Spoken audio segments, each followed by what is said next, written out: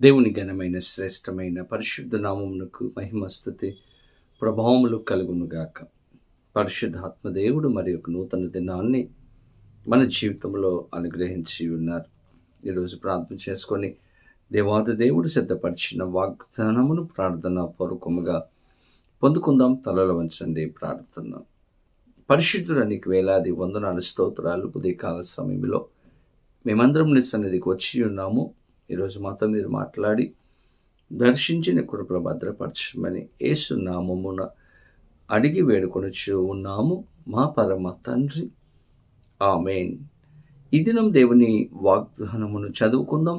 Bible గ్రంథాలు తెరవండి. మత్తయి సువార్త 6వ అధ్యాయము 33వ వచనమును చదువుకుందాం. మీరు ఆయన రాజ్యమును నీతిని మొదట వెదకుడి, అప్పుడు అవన్నీ మీకు అనుగ్రహింపబడును. దేవుని స్తోత్రం. దేవుని వాక్యము స్పష్టంగా మనతో మాట్లాడుతూ ఉంది. ఈరోజు ప్రతి మానవుని యొక్క జీవితంలో ఏదో ఒక అవసరత, ఏదో ఒక కొరత, ఏదో ఒక ఇబ్బందిని దేవుని బిడ్డలారా మనం చూస్తూ ఉంటాం. ప్రతి వ్యక్తి జీవితంలో, ప్రతి కుటుంబంలో ఏదో ఒక సమస్య గుండా వెళుతూనే ఉన్నాం. ఎన్నో అవసరతలు ఉన్నాయి, ఆర్థికపరమైనటువంటి ఇబ్బందులు ఉన్నాయి. ఒకటా రెండా, ఈరోజు చెప్పలేనటువంటి అనేకమైనటువంటి సమస్యలు మన జీవితంలో ఉంటూ ఉన్నాయి. ఎన్నో అవసరతలు ఉంటూ ఉన్నాయి.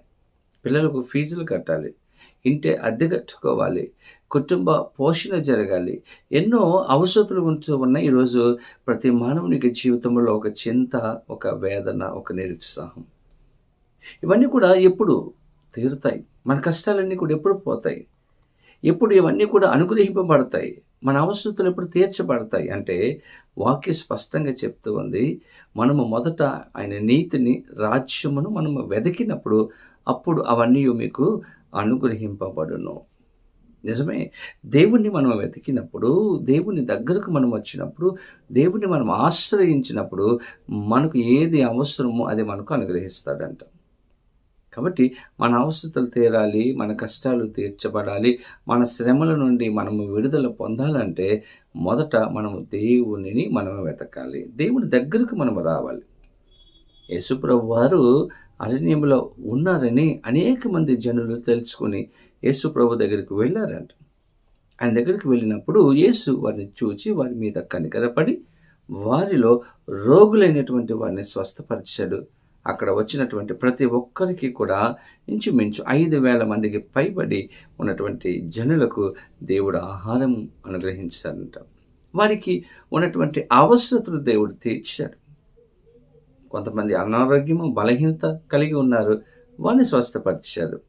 అక్కడ ఉన్నటువంటి వారికి ఆహారం అవసరం, ఆహారాన్ని దేవుడిచ్చి వారి యొక్క ఆకలిని తీర్చాడు. వారు యేసుని వెతికినప్పుడు వారికి ఉన్నటువంటి అవసరతలు తీర్చబడ్డాయి. వారు ఏ కోరికతో అయితే వెళ్ళారో ఆ కోరికలు తీర్చబడ్డాయి. ఈరోజు మనం కూడా దేవుని దగ్గరికి రావాలి, దేవుణ్ణి వెతకాలి, దేవుణ్ణి వెంబడించాలి. నీవు వెంబడించినప్పుడు, వెతికినప్పుడు నీకు ఏం కావాలో ఆ కార్యాలు దేవుడు నీకు అనుగ్రహిస్తాడు, నిన్ను దీవిస్తాడు, నీ పరిస్థితులను మారుస్తాడు. కాబట్టి ఈ వాగ్దానము వింటున్నటువంటి నీ జీవితంలో మొదట దేవునిని, ఆయన రాజ్యమును మీరు వెతకండి. ఆయనను వెతికినప్పుడు మనకి ఏం కావాలో సమస్తమును అనుగ్రహిస్తాడు. అటువంటి కృపా సహాయములు పరిశుద్ధ ఆత్మదేవుడు వాగ్దానం వింటున్న ప్రతి ఒక్కరికి అనుగ్రహించును గాక. ఆమేన్. ప్రార్థన. పరిశుద్ధుడు నీకు వేలాది వందనాలు స్తోత్రాలు. ఉదయకాల సమయంలో చక్కని వాగ్దానం ఇచ్చారు యేసయ్య. ఎప్పుడైతే మిమ్మల్ని వెతుకుతామో మాకు కావలసిన ప్రతి ఈవులను, అవసరతలను తీర్చే దేవుడు, అనుగ్రహించే దేవుడిగా మీరు ఉన్నందుకు మీ స్తోత్రాలు. ఈ వాగ్దానం వింటున్న ప్రతి ఒక్కరి జీవితంలో అద్భుతమైన కార్యములు చేయమని, ప్రతి అవసరతలు తీర్చమని యేసు నామమున అడిగి వేడుకొనిచి ఉన్నాము మా పరమ తండ్రి, ఆమేన్. తండ్రి, కుమార, పరిశుద్ధాత్మ త్రియేక దేవుని యొక్క దేవుని ఆశీర్వాదము సదాకాలము కలుగునుగాక. ఆమేన్. దేవుడు మిమ్మల్ని దీవించునుగాక. ఆమేన్. God bless you.